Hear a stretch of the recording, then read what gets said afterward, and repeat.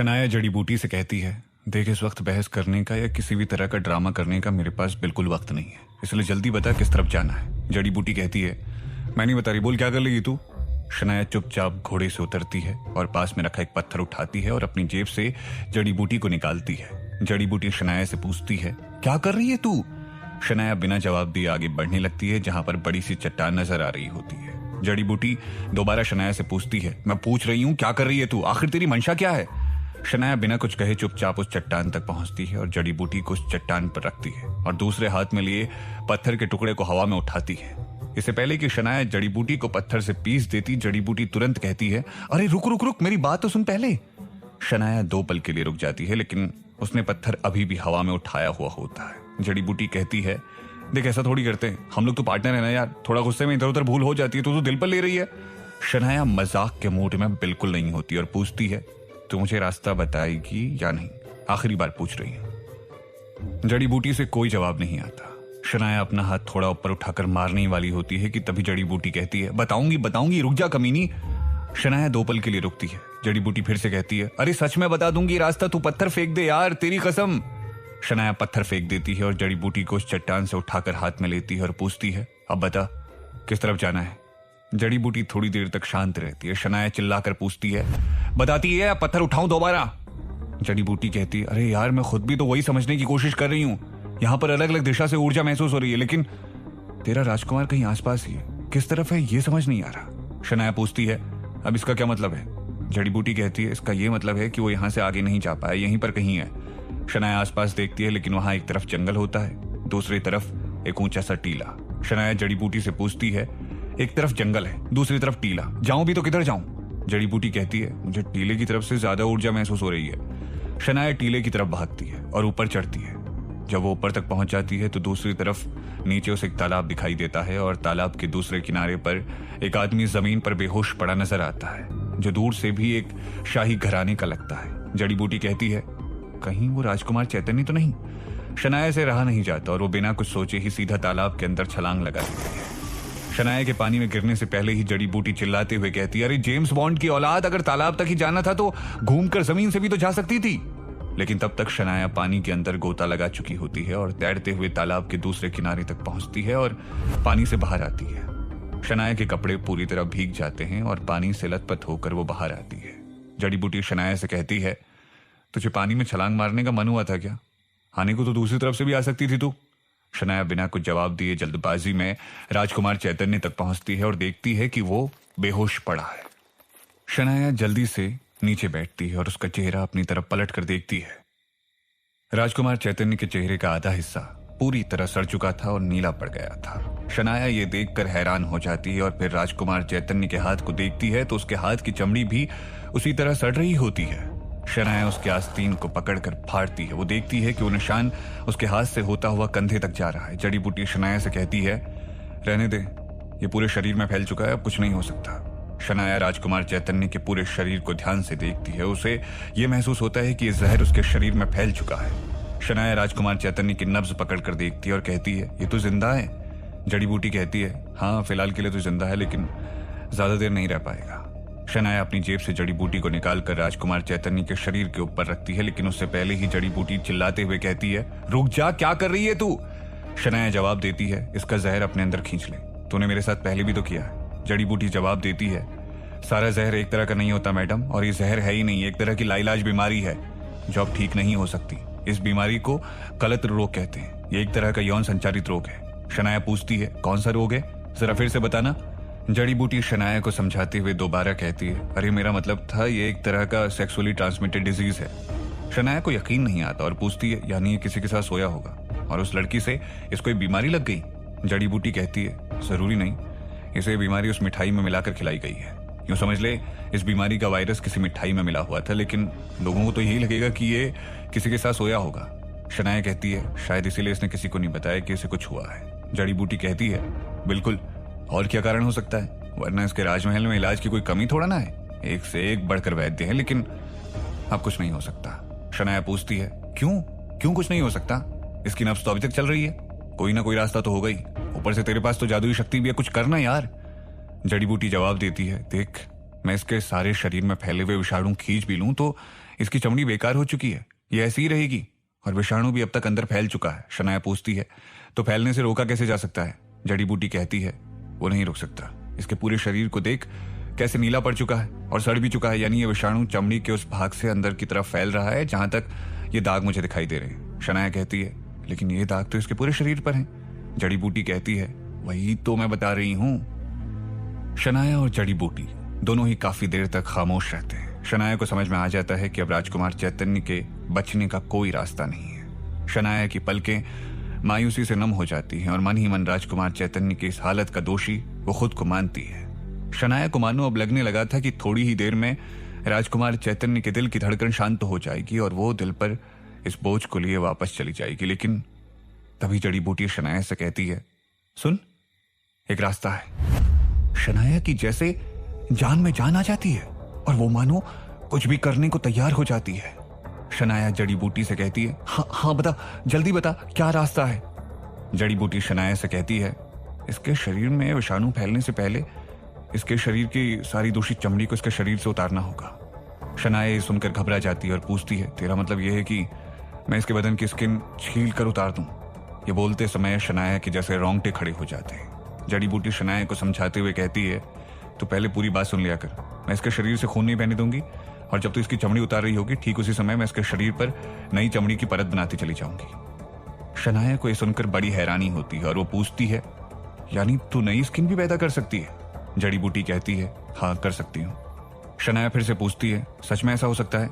जड़ी बूटी गुस्से में कहती है, तुझे कागज पर लिखकर दस्तखत चाहिए क्या? एक तो वैसे भी समय कम है हमारे पास।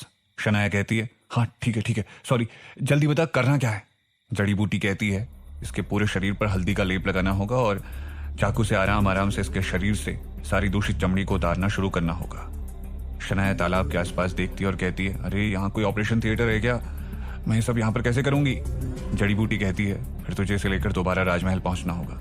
इसे किसी के कक्ष में ले जाकर ये काम करना होगा, वहां सब कुछ मिल जाएगा तुझे। शनाया कहती है, ये ठीक है। और ये कहकर शनाया उठ खड़ी होती है और राजकुमार चैतन्य के शरीर को उठाने की कोशिश करती है, लेकिन उसका शरीर टस से मस नहीं होता। जड़ी बूटी कहती है, ओ हीरोइन, तो 13 साल की बच्ची के शरीर में है, तेरे शरीर में इतनी ताकत नहीं है कि तू इसे उठा सके। शनाया कहती है, तो फिर घोड़ा यहीं पर लेकर आती हूँ। जड़ी बूटी कहती है, एक तो तू इसे घोड़े पर चढ़ा नहीं पाएगी, दूसरी जब तक तू राजमहल पहुंचेगी तब तक इसका काम तमाम हो चुका होगा। शनाया पूछती है, अरे तो फिर क्या करें? जड़ी बूटी कहती है, इसको टेलीपोर्ट करवा और यहाँ से सीधा इसी के कक्ष के अंदर ले चल। शनाया को जड़ी बूटी की बात समझ नहीं आती और कहती है, मैं इसे कैसे टेलीपोर्ट करा सकती हूँ?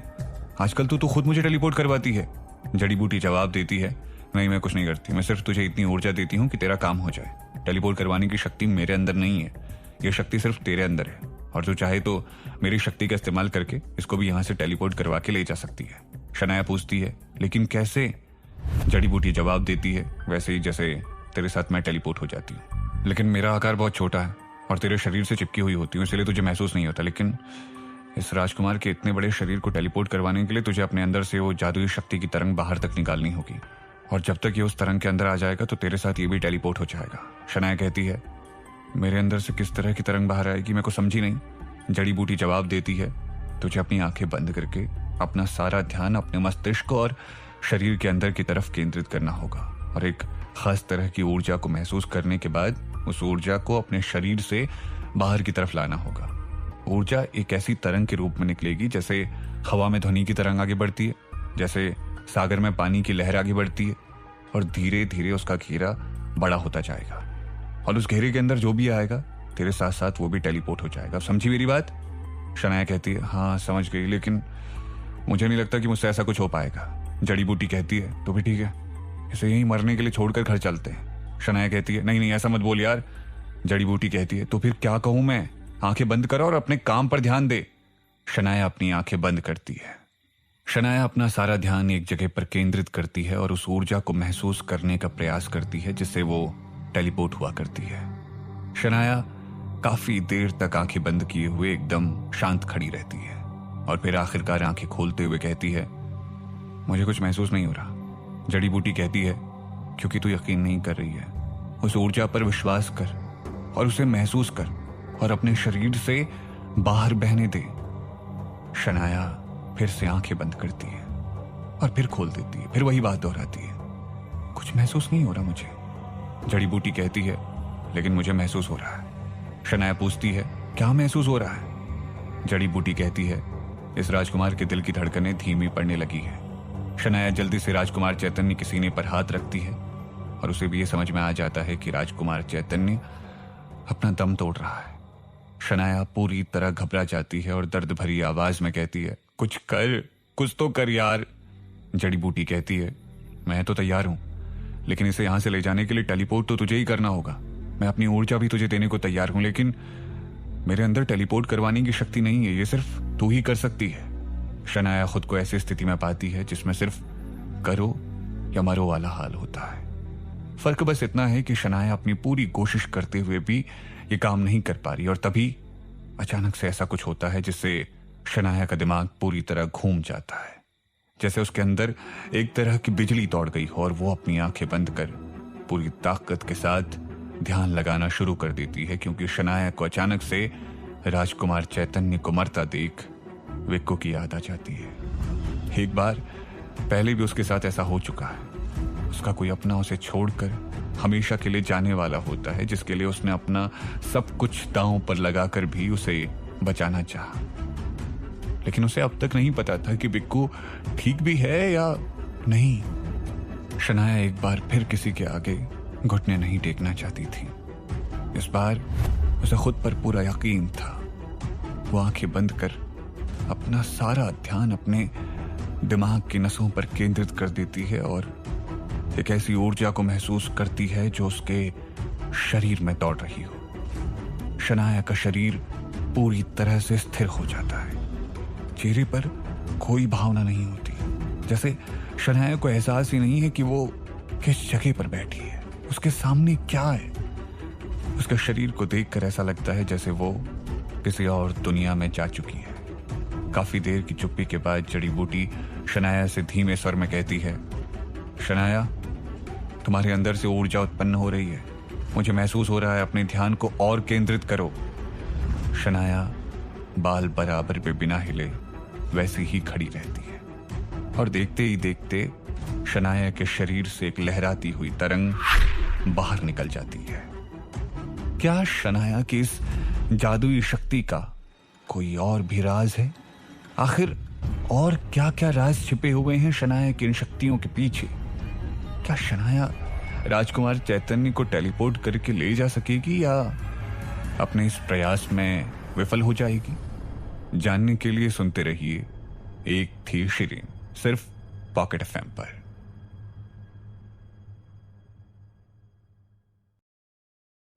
शनाया के शरीर से निकलती हुई तरंग कुछ ऐसी होती है जिसके आर पार देखने पर सब कुछ झिलमिलाता हुआ दिखाई देता है। ठीक वैसे ही जैसे गर्मी के दिनों में किसी खुले खेत की तरफ देखने पर सब कुछ झिलमिलाता हुआ दिखाई देता है। वो तरंग शनाया के शरीर से बाहर की तरफ धीमी गति से बहने लगती है। उस बहती हुई तरंग के अलावा सब कुछ इतना स्थिर हो जाता है जैसे कि आसपास का वातावरण भी मानो बर्फ की तरह जम गया हो। जैसे ही वो तरंग फैलते हुए राजकुमार चैतन्य के शरीर को अपने घेरे के अंदर ले लेती है, जड़ी बूटी शनाया से कहती है, बहुत अच्छे, अब मैं अपनी ऊर्जा तुझे दे रही हूँ, हमें ले चल यहाँ से। जड़ी बूटी के कहते ही वो तरंग एक रोशनी में बदल जाती है और अगले ही पल वहां पर शनाया और राजकुमार चैतन्य के शरीर तालाब के पास से गायब हो चुके होते हैं। शनाया ने इतना गहरा ध्यान लगाया हुआ होता है कि वो अपनी आंखें खोलती ही नहीं। उसके सामने सब कुछ अंधेरी रात की तरह होता है। जड़ी बूटी शनाया से कहती है, शनाया, हम लोग पहुंच चुके हैं, अब अपनी आंखें खोलो। शनाया धीरे से अपनी आंखें खोलती है और देखती है कि वो राजकुमार चैतन्य के कक्ष के अंदर पहुंच चुकी है और उसके सामने राजकुमार चैतन्य अपने बिस्तर पर बेहोश हालत में पड़ा है। शनाया जड़ी बूटी से पूछती है, अब बताओ कैसे कैसे और क्या क्या करना है, जल्दी बताओ। जड़ी बूटी कहती है, सबसे पहले बहुत सारा हल्दी का लेप बनाना होगा और इसकी चमड़ी को छीलकर निकालने के लिए तुझे एक धारदार चाकू चाहिए होगा।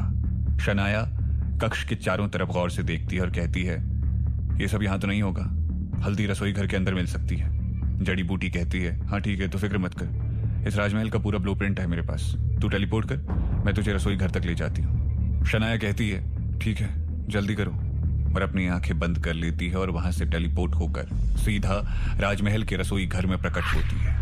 शनाया वहां से एक छोटी सी बोरी में रखी हल्दी और उसका लेप बनाने के लिए एक बाल्टी और साथ में राजकुमार चैतन्य के शरीर से सड़ी हुई चमड़ी उतारने के लिए एक बड़ा सा चाकू लेकर खुद को टेलीपोर्ट करती है और वापस राजकुमार चैतन्य के कक्ष में आ जाती है। शनाया जल्दी जल्दी में उस कक्ष के दूसरे भाग में बने स्नान घर से बाल्टी में पानी लेकर आती है और उसमें कुछ गुलाब जल छिड़क कर हल्दी मिलाती है और उसका लेप बनाने लगती है। जड़ी बूटी कहती है, मुझे इस लेप के अंदर डाल दे।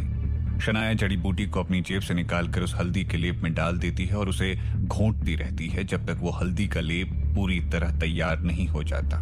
फिर शनाया उस लेप में से जड़ी बूटी को बाहर निकालती है। जड़ी बूटी शनाया से कहती है, अब इसकी चमड़ी उतारने से पहले इसके पूरे शरीर पर यह लेप लगा दे। शनाया राजकुमार चैतन्य के पास जाती है, लेकिन उसके कपड़े उतारने में उसे थोड़ी हिचकिचाहट महसूस होती है। जड़ी बूटी शनाया से कहती है, जल्दी कर, इतना सोचने का वक्त नहीं है तेरे पास, और वैसे भी अंदर तुझे ऐसा कुछ खूबसूरत देखने के लिए नहीं मिलेगा, तो तू इतना जो सोच रही है इतना मत सोच। शनाया कहती है, शट अप यार, और जल्दी से राजकुमार चैतन्य के कुर्ते पर चाकू लगाती है और उसका कुर्ता फाड़कर शरीर से अलग करने लगती है।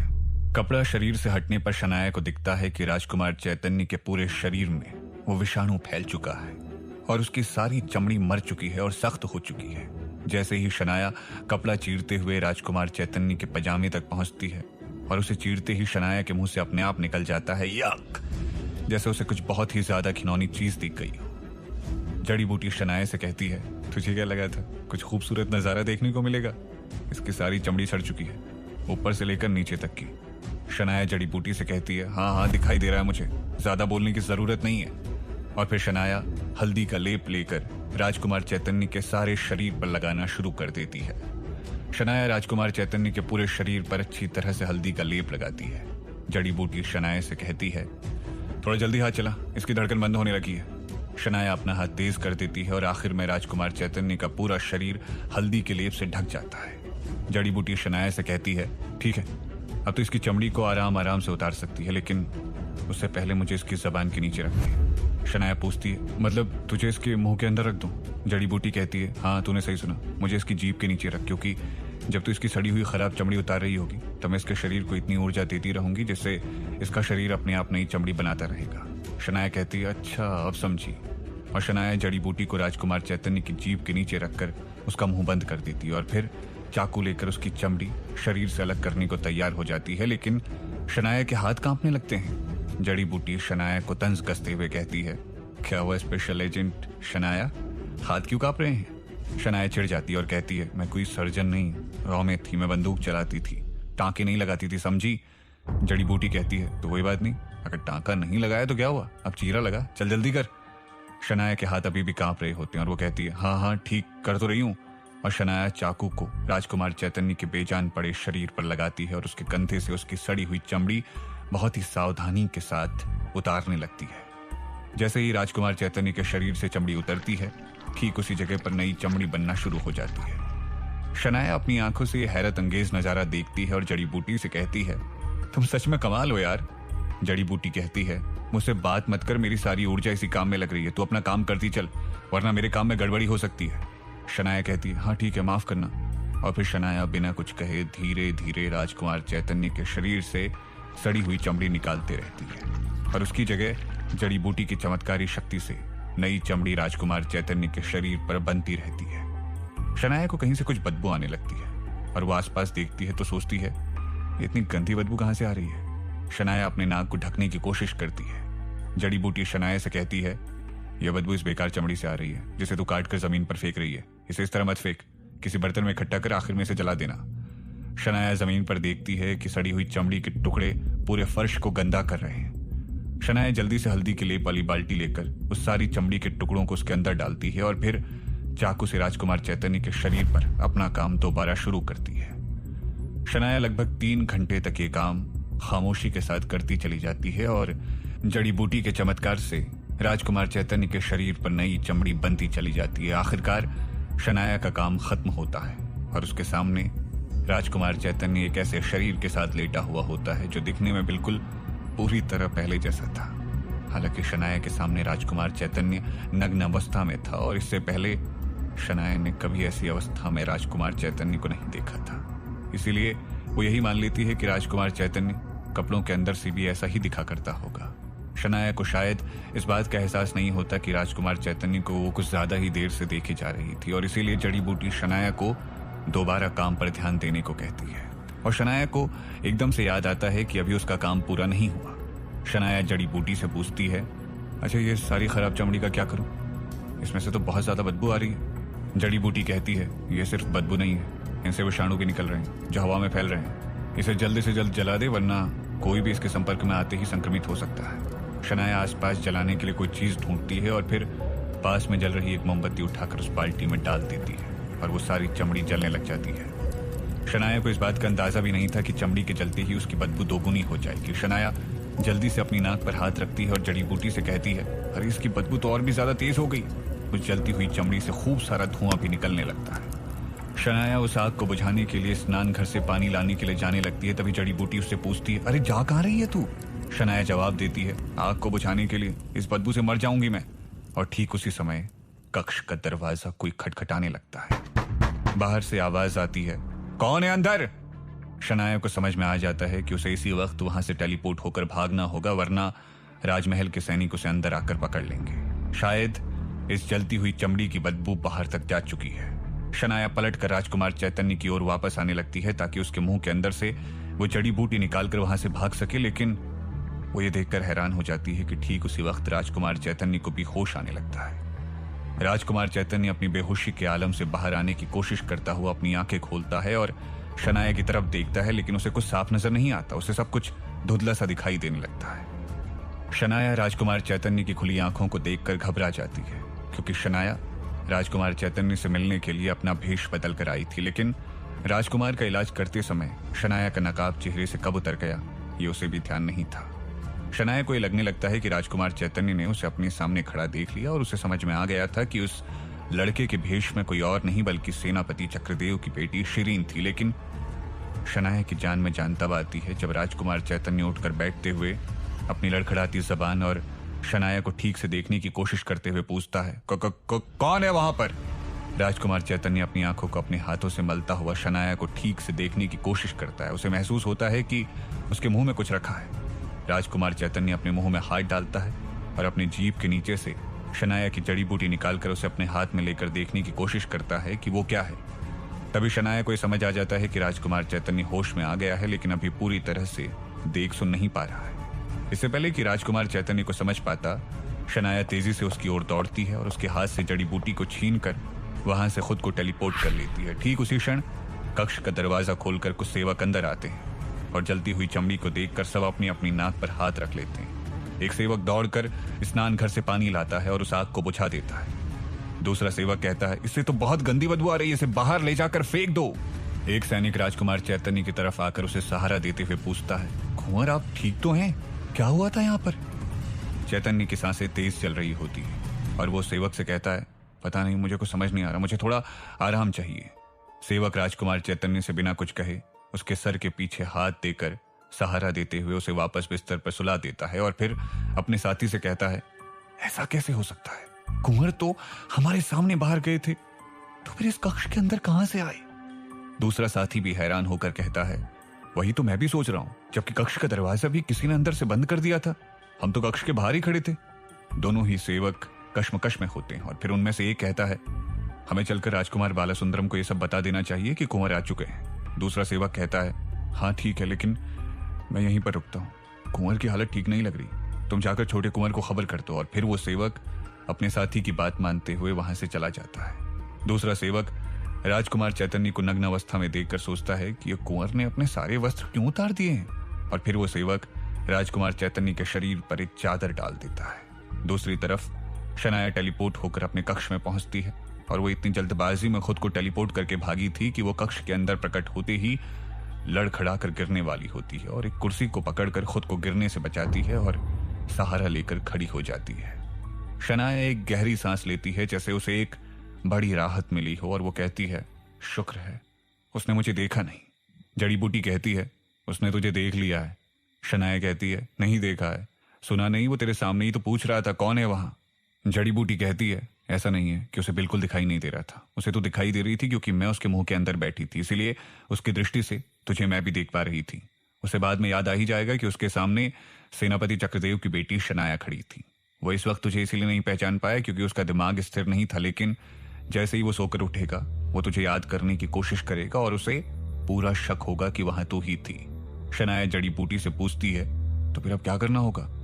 जड़ी बूटी शनाया से कहती है, कुछ नहीं, बस अब इंतजार करना होगा ताकि पता चल पाए कि उसे तेरी शक्ल याद आती है या नहीं। शनाया कहती है, भगवान करे उसे ये बात पता ही ना चले। जड़ी बूटी कहती है, उसे एक बात का यकीन तो पूरी तरह हो जाएगा कि तू वही है जो उद्योग भवन में उससे मिली थी, क्योंकि तूने उसके हाथ से मुझे यानी वो जड़ी बूटी छीन ली थी और तू भाग आई थी जो तूने उद्योग भवन की नीलामी में खरीदी थी।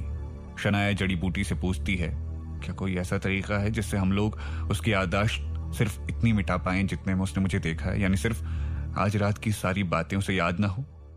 क्या शनाया जड़ी बूटी की मदद से राजकुमार चैतन्य की याददाश्त को मिटा पाएगी या उसका सच सबके सामने आ जाएगा?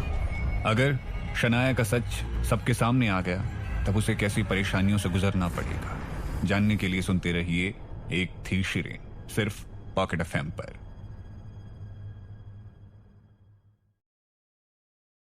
जैसे ही शनाया जड़ी बूटी से राजकुमार चैतन्य की सिर्फ एक रात की याददाश्त मिटाने की बात करती है, जड़ी बूटी शनाया से कहती है, एक बात बता, तूने मुझे आखिर समझा क्या है? मेरी शक्तियां कुछ खास तरीके की हैं और सीमित रूप से काम करती हैं। मैं कोई रेडियो पर चलने वाली हेलो फरमाइश का शो नहीं हूं जो मुंह उठाकर बोल दिया कि अब ये वाला गाना बजा दो। शनाया जड़ी बूटी से कहती है, अरे तो मुझे कैसे पता चलेगा कि तू क्या कर सकती है और क्या नहीं? तू खुद ही मुझे बता दे। जड़ी बूटी कहती है, ये तो तुझे समय के साथ ही पता चलता रहेगा, क्योंकि मेरे अनगिनत उपयोग हैं, लेकिन इसका मतलब ये नहीं है कि मैं कुछ भी कर सकती हूँ। अनगिनत उपयोग होना और कुछ भी कर सकने में अंतर होता है। इससे पहले कि शनाया बहस को आगे बढ़ाती, उसके कक्ष के दरवाजे पर एक सेवक दस्तक देता है और बाहर से ये आवाज आती है, मालकिन आप अंदर ही हैं ना? शनाया कक्ष का दरवाजा खोलती है और देखती है कि उसके सामने उसका सेवक दयाशंकर खड़ा है और शनाया को कुछ इस तरह देख रहा है जैसे वो किसी बात से बहुत हैरान हो गया है। शनाया उससे पूछती है, क्या बात है दयाशंकर, इतनी रात को क्यों जगा दिया मुझे? दयाशंकर के चेहरे का भाव फिर से बदल जाता है, लेकिन इस बार हैरान होने की जगह वो असमंजस में दिखाई देता है। शनाया झुंझलाते हुए कहती है, अरे बोलो ना यार, मुंह में लड्डू लेकर क्यों खड़े हो? कुछ पूछना चाहते हो तो पूछ डालो। दयाशंकर शनाया से कहता है, मालकिन दरअसल बात यह है कि आपको पहले भी 3 बार जगाने का प्रयास कर चुके हैं, क्योंकि प्रभु ने आपके लिए एक संदेश भेजा है, लेकिन शायद आप इतनी गहरी नींद में सोई थी कि आपने कक्ष का दरवाजा ही नहीं खोला। लेकिन मुझे और बाकी सेवकों को आपसे थोड़ा डर सा लगने लगा है। क्षमा करें मालकिन, मेरा मतलब डर नहीं, संकोच होने लगा है, इसलिए आपको बार बार जगाने का प्रयास करने की हिम्मत नहीं हुई और हम बाहर ही खड़े रहे। शनाया दयाशंकर की बात को काट कर बीच में ही कहती है, लंबी चौड़ी बात खत्म कर, सीधा मुद्दे पर आ, बात क्या है? दयाशंकर कहता है, मालकिन सुबह अनमोल बाबू आ रहे हैं। शनाया अपना मुंह टेढ़ा करके पूछती है, कौन से बाबू आ रहे हैं? सेवक कहता है, अनमोल बाबू। शनाया गहरी सांस छोड़ते हुए खुद से कहती है, अच्छा, कहानी में एक नया कैरेक्टर, लेकिन अबे साला अनमोल बाबू कौन है? दयाशंकर दोबारा कहता है, मालकिन अनमोल बाबू आ रहे हैं। शनाया को अभी भी समझ में नहीं आता कि दयाशंकर किसकी बात कर रहा है और शनाया दयाशंकर को चुपचाप देखे जा रही होती है। दयाशंकर को भी समझ में नहीं आता कि शनाया उसकी बात क्यों नहीं समझ पा रही और वो एक बार फिर से दोहराता है, मालकिन अनमोल बाबू। शनाया इस बार झुंझला जाती है और कहती है, हाँ सुन लिया मैंने, बहरी नहीं हूं मैं। तभी शनाया की जेब में रखी जड़ी बूटी शनाया से कहती है, अरे अक्ल की दुश्मन, शिरीन की याददाश्त में झांक कर देख लेना, ये पागल किसकी बात कर रहा है? शनाया जड़ी बूटी की बात मानकर दयाशंकर की तरफ देखती है और साथ ही साथ अपने दिमाग के अंदर शिरीन की याददाश्त में गोता लगाती है, तो उसे पता चलता है कि अनमोल शिरीन का सौतेला भाई है और चक्रदेव की दूसरी पत्नी शकुंतला देवी का बेटा है, जो अपनी पढ़ाई के सिलसिले में किसी दूसरे राज्य में गया हुआ है। शनाया पल भर में ही शिरीन की इस याददाश्त से बाहर आ जाती है और दयाशंकर से मुस्कुराते हुए कहती है, अच्छा तो ऐसे बोलो ना, अनमोल भैया आ रहे हैं। दयाशंकर शनाया को ऐसे देखता है जैसे वो किसी दिमाग से पैदल इंसान को देख रहा हो। उसके 4 बार बताने के बाद भी शनाया इतना वक्त लेकर इस बात से खुश होती है, लेकिन दूसरी तरफ शनाया को यह भी नहीं पता होता कि शिरीन और उसके सौतेले भाई अनमोल में कैसा रिश्ता था। क्या शिरीन उसके आने पर खुश हुआ करती थी या दुखी हुआ करती थी? शनाया को यह बात समझने के लिए शिरीन की यादों में एक लंबे समय तक झांकने की जरूरत थी, लेकिन दयाशंकर के सामने वो ऐसा नहीं कर सकती थी, इसलिए उसने अपने चेहरे को कुछ इस तरह से बना रखा था जिससे वो ना तो बहुत खुश लगे और ना ही बहुत उदास। फिर चेहरे पर एक साधारण सा भाव लेकर शनाया दयाशंकर से कहती है, अच्छा ठीक है, तुम चाहो, मैं समझ गई। अनमोल भैया ही आ रहे हैं ना, तो आने दो। दयाशंकर कहता है, क्षमा करें मालकिन, लेकिन आप हर बार की तरह इस बार अनमोल बाबू के आने पर खुश नहीं लग रही हैं। शनाया को समझ में आ जाता है कि उसे खुश होने का नाटक करना था, लेकिन अब तो काफी देर हो चुकी थी और इससे पहले कि दयाशंकर उसे अनमोल के बारे में ज्यादा बातें करे, शनाया दयाशंकर से कहती है, देखो तुमने मुझे नींद से जगा दिया और तुम्हें पता है मैं इस बात के लिए तुम्हें सजा दिलवा सकती हूँ, कम से कम 50 कोड़े। ये बात सुनते ही दयाशंकर डर के मारे हाथ जोड़ लेता है और कहता है, क्षमा करें मालकिन, लेकिन ये प्रभु का आदेश था। शनाया दयाशंकर से कहती है, और अब तुम यहाँ से फुटो, जाओ, ये मेरा आदेश है। दयाशंकर कोड़ी की बात सुनकर इतना डर चुका होता है कि वो बिना कुछ बोले वहां से जल्दबाजी में भाग जाता है। शनाया अपने कक्ष का दरवाजा बंद करती है और अपने बिस्तर पर आकर आराम से लेट जाती है। फिर एक गहरी सांस लेकर कहती है, ठीक है, देखते हैं कि अनमोल का क्या सीन है। जड़ी बूटी शनाया से कहती है, शिरीन की याददाश्त में कुछ देख, शायद पता चले दोनों में बनती थी या नहीं। शनाया कहती है, थक गई हूं यार, सोने का मन कर रहा है। जड़ी बूटी जवाब देती है, मुझे पता है तू क्यों नहीं झांक रही शिरीन की याददाश्त में। शनाया जड़ी बूटी से कहती है, अच्छा तुझे पता है तो फिर बता क्यों नहीं झांक रही शिरीन की याददाश्त में। जड़ी बूटी कहती है, क्योंकि तुझे ऐसा लगता है कि शिरीन का वो भाई शिरीन को बहुत मानता था और उसके आने के बाद वो वैसा ही बर्ताव तुझसे करेगा, क्योंकि तू उसके अंदर अपने बिक्कू को ढूंढ रही है। मुझे तेरे दिल की धड़कन से ऐसा महसूस हुआ। शनाया के चेहरे का रंग फीका पड़ जाता है और वो चुपचाप बिना कुछ बोले काफी देर तक ऐसे ही बिस्तर पर पड़ी रहती है। जड़ी बूटी शनाया से कहती है, मैंने ठीक ही सोचा था, लेकिन अगर ये तेरी सोच गलत निकली तो क्या करेगी। शनाया अपनी जेब से जड़ी बूटी निकालकर हाथ में लेती है और अपने बिस्तर से उठाकर मेज की तरफ जाती है और एक छोटा सा डिब्बा लेकर जड़ी बूटी को अंदर रखने लगती है। जड़ी बूटी शनाया से कहती है, अरे मुझसे बात तो कर, ऐसा क्या कह दिया मैंने। शनाया उस डिब्बे को बंद करती है और अपने बिस्तर पर आकर लेट जाती है। शनाया लेटे हुए ही काफी देर तक छत को निहारती रहती है, फिर एक करवट लेती है और शनाया की आंखों से आंसू टपकने लगते हैं। बिना सिसके लिए और बिना ही किसी आवाज के शनाया दिल ही दिल में रो रही होती है और इसकी गवाही उसकी आंखों से टपकते आंसू दे रहे थे। बेशक जड़ी बूटी की बात सही थी, शनाया अब तक बिक्कू की मासूमियत को भूल नहीं पाई थी। कभी ना कभी उसकी याद आ ही जाती थी। जैसे ही दयाशंकर ने बताया कि शिरीन का भाई अनमोल आ रहा है तो शनाया ने सीधे इस बात को बिक्कू से जोड़ दिया, लेकिन जड़ी बूटी शनाया से खुद इतनी जुड़ चुकी थी कि उसके मन की बात बिना कहे ही उसने पढ़ ली थी। शनाया से रहा नहीं जाता और आखिरकार वो अपने बिस्तर से उठती है और मेज के पास जाकर डिब्बा खोलती है और जड़ी बूटी को बाहर निकालती है। शनाया जड़ी बूटी को अपने हाथों में लेकर दोबारा बिस्तर पर आकर लेट जाती है। शनाया काफी देर तक खामोश रहती है। जड़ी बूटी थोड़ी देर बाद कहती है, मैं बात कर सकती हूँ। जड़ी बूटी ये बात डरते हुए पूछती है, क्योंकि उसे लगता है कि अगर उसने फिर से ऐसा कुछ कहा जिससे शनाया की दुखती रग पर हाथ लग गया तो शनाया कहीं उसे दोबारा डिब्बे के अंदर बंद ना करती। शनाया थोड़ी देर की चुप्पी के बाद कहती है, मुझे आज तक नहीं पता चला कि उसके साथ क्या हुआ होगा। जड़ी बूटी को पता था कि शनाया बिक्कू की ही बात कर रही है, इसीलिए वो कुछ जवाब नहीं देती। शनाया अपनी बात को आगे बढ़ाते हुए कहती है, अगर वो सब सच नहीं था, सब छलावा था, तो फिर इतना दर्द क्यों होता है उसको खोने का। शनाया ये सारी बातें टकटकी बांध कर हवा में देखते हुए जैसे खुद से ही बोले जा रही थी। जड़ी बूटी इंतजार करती है कि शनाया फिर से कुछ कहेगी, लेकिन शनाया थोड़ी देर के बाद अपने आंसू पोंछती है और करवट लेकर दोबारा सोने लगती है। और तब जड़ी बूटी शनाया से कहती है, अगर मेरे ऊपर कुछ अंकुश ना लगे होते तो मैं तुझे कुछ बातें बताकर तेरा मन शायद हल्का कर पाती। शनाया जड़ी बूटी से कहती है, एक बात पूछूं, बता पाओगी। जड़ी बूटी पूछती है, क्या बात पूछनी तुम्हें। शनाया कहती है, मैं यहाँ कब तक रहूंगी।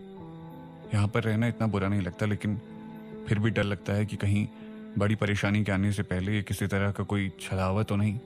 जड़ी बूटी शनाया से कहती है, कुछ बातें ऐसी हैं जिस पर मुझे केवल शांति ही रहना पड़ेगा। शनाया अपनी आंखें बंद करती है और सो जाती है। यहाँ राजकुमार चैतन्य के कक्ष में सेवक राजकुमार बालासुंदरम को लेकर अंदर आता है और बिस्तर पर लेटे हुए राजकुमार चैतन्य के पास ले जाता है। बालासुंदरम अपने भाई को देखकर राहत की सांस लेता है और जल्दी से उसके पास आकर बैठ जाता है। राजकुमार चैतन्य नींद में होता है। राजकुमार बालासुंदरम चैतन्य के माथे पर हाथ रखकर उसकी तबीयत टटोलता हुआ सेवक से पूछता है, क्या हुआ था इन्हें, भाई वापस कब आए। सेवक बालासुंदरम को बताता है, कुंवर कब आए यह हमें भी नहीं पता चला, और हम जब अंदर आए तो यहाँ पर आग लगी हुई थी और बाल्टी के अंदर कुछ अजीब सा जल रहा था। राजकुमार बालासुंदरम कक्ष के वातावरण पर गौर करता है और कहता है, हाँ कुछ अजीब सी बदबू तो आ रही है। सेवक बालासुंदरम से कहता है, जी कुंवर, जब हम आए तो कुछ जल रहा था और बड़े कुंवर भी बिना वस्त्र के यहाँ बिस्तर पर पड़े थे। हमें कुछ समझ नहीं आया कि क्या हो रहा है। हमने तो कुंवर को वापस आते देखा ही नहीं, जबकि हम कक्ष के बाहर से हटे ही नहीं थे। जैसे ही हमें वो अजीब सी गंध महसूस हुई, हम दोनों सेवक अंदर आए और देखा कि कुंवर पहले से यहाँ मौजूद हैं, लेकिन वो काफी कमजोर लग रहे थे और उन्हें तुरंत नींद आ गई। सेवक ये बता ही रहा होता है कि राजकुमार चैतन्य की नींद खुलने लगती है। राजकुमार बालासुंदरम राजकुमार चैतन्य को संभालते हुए कहता है, सो जाइए भाई, आपको आराम की जरूरत है। लेकिन राजकुमार चैतन्य नींद से जागते हुए आसपास देखने की कोशिश करता है और कहता है, कहाँ है वो? राजकुमार बालासुंदरम और सेवक को समझ नहीं आता कि राजकुमार चैतन्य किसकी बात कर रहा है। बालासुंदरम चैतन्य से पूछता है, आप किसकी बात कर रहे हो बड़े भाई? राजकुमार चैतन्य याद करने की कोशिश करता है और उसके दिमाग में शनाया की वही धुंधली तस्वीर दिखाई देती है जो उसने बेहोशी के आलम में देखी थी। वो कहता है, वो शिरीन। राजकुमार चैतन्य याद करते हुए कहता है, शायद शिरीन थी वो, सेनापति चक्रदेव की बेटी, तुम्हारी मंगेतर। राजकुमार बालासुंदरम ये सुनकर हैरान हो जाता है और कहता है, भाई आप ये क्या कह रहे हैं? सेनापति चक्रदेव का महल यहाँ से काफी दूर है और इस वक्त आधी रात का समय हो रहा है। शिरीन यहाँ पर क्यों आएगी?